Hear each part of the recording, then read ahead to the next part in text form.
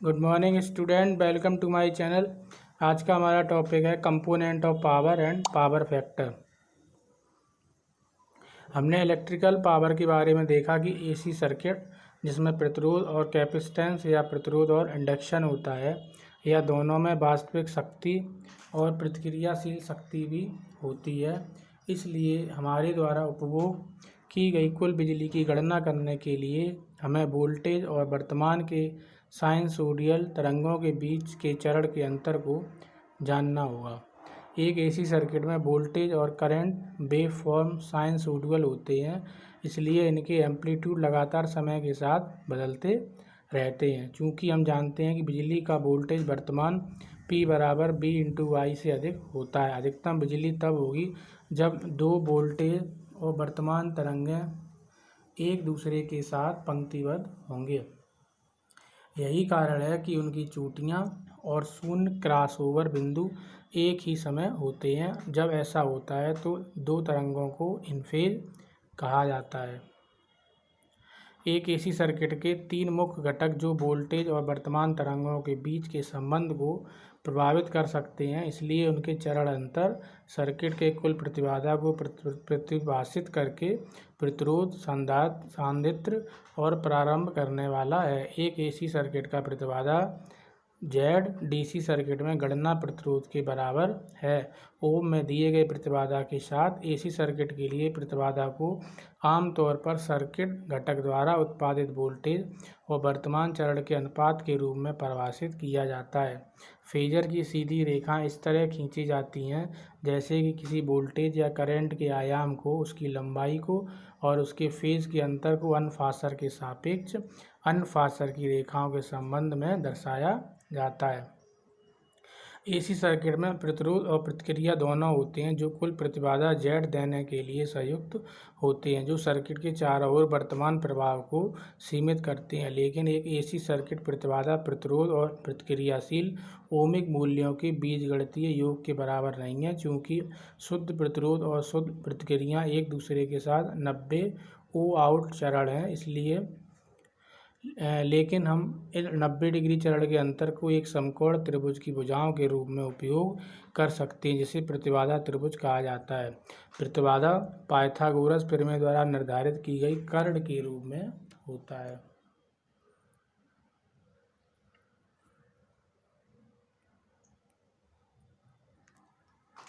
प्रतिबाधा त्रिकोण। ध्यान दें, प्रतिबाधा जो प्रतिरोध और प्रतिक्रिया का वेक्टर योग है, न केवल एक परिमाण है परंतु इसमें एक चरण कोण फाई भी है जो प्रतिरोध और प्रतिबाधा के चरण अंतर का प्रतिनिधित्व करता है। यह भी ध्यान दें कि त्रिकोण में परिवर्तन के कारण प्रतिक्रिया में परिवर्तन होगा।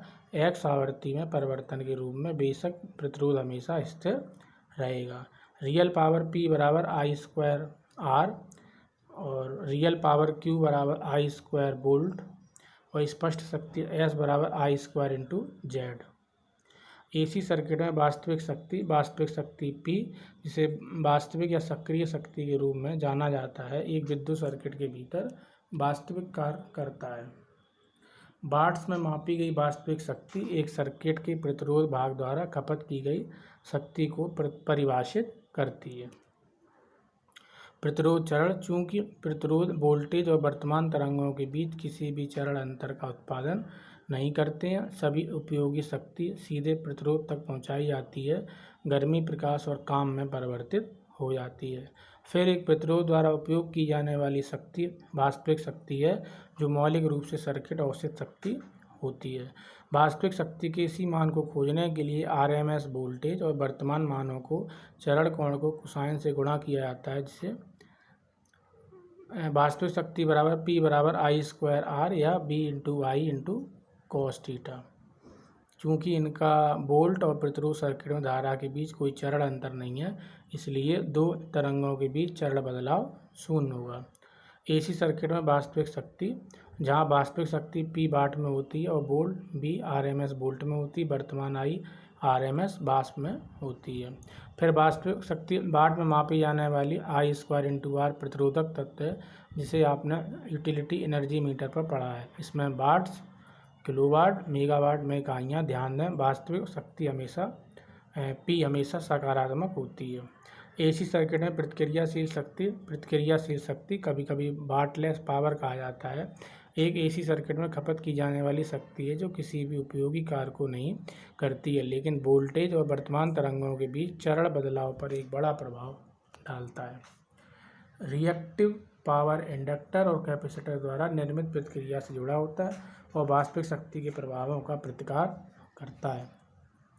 डीसी सर्किट में प्रतिक्रियाशील शक्ति मौजूद नहीं है। एसी सर्किट में स्पष्ट शक्ति हमने ऊपर देखा कि प्रतिरोध द्वारा वास्तविक शक्ति का प्रसार किया जाता है और प्रतिक्रियाशील शक्ति को एक प्रतिक्रिया की आपूर्ति की जाती है। इसके परिणाम स्वरूप एक वोल्टेज प्रतिरोध और प्रतिक्रियाशील घटकों के अंतर के कारण वर्तमान और वोल्टेज तरंग चढ़ांगों में नहीं है। फिर वास्तविक शक्ति P और प्रतिक्रियाशील शक्ति Q के बीच एक गणितीय संबंध है जिसे जटिल शक्ति कहा जाता है। RMS वोल्ट के उत्पाद B को एसी सर्किट और RMS करंट पर लागू किया जाता है उस सर्किट में जिसे वोल्ट एम्पियर उत्पाद BA कहा जाता है। इसे प्रतीक S के रूप में दिया गया है, जिसका परिणाम आमतौर पर स्पष्ट शक्ति के रूप में जाना जाता है। एसी सर्किट का पावर त्रिकोण P बराबर I स्क्वायर इंटू R और Q बराबर I स्क्वायर इंटू X और S बराबर I स्क्वायर इंटू Z। तो P जो है वास्तविक शक्ति, Q प्रतिक्रियाशील शक्ति और Z स्पष्ट शक्ति होता है। P को वाट में मेजर करते हैं और Q को वोल्ट एम्पियर रिएक्टिव या बायर में मापा जाता है और S को वोल्ट एम्पियर या VA में मापा जाता है। पावर फैक्टर की गणना स्पष्ट शक्ति के वास्तविक शक्ति के अनुपात के रूप में की जाती है क्योंकि अनुपात कॉस के बराबर होता है। एसी सर्किट में पावर फैक्टर कॉस फाई एक एसी सर्किट का महत्वपूर्ण हिस्सा है जिसे सर्किट प्रतिबाधा या सर्किट पावर के रूप में व्यक्त किया जाता है। पावर फैक्टर को स्पष्ट शक्ति S के वास्तविक शक्ति P के अनुपात के रूप में परिभाषित किया गया है और आमतौर पर दशमलव मान के रूप में व्यक्त किया जाता है। उदाहरण के लिए 0.95, इसका मतलब हुआ 95%। पहले कहा था शुद्ध प्रतिरोध सर्किट में करंट और वोल्टेज के वेव फॉर्म एक दूसरे के साथ चरणबद्ध होते हैं, इसलिए खपत की गई वास्तविक शक्ति स्पष्ट शक्ति के समान होती है। क्योंकि चरण अंतर 0 डिग्री के बराबर है तो उसका पावर फैक्टर होगा 1। यही कारण है कि वाट एम्पियर की संख्या 1 या 100% की शक्ति कारक का उत्पादन करने वाले वोल्ट एम्पियर की खपत के समान है। इस मामले में यह एक एकता पावर फैक्टर के रूप में जाना जाता है। तो ये आज का हमारा टॉपिक था component of power and power factor, और आगे आपको नोटिफिकेशन मिलता है। इसके लिए हमारे चैनल को सब्सक्राइब करें। धन्यवाद।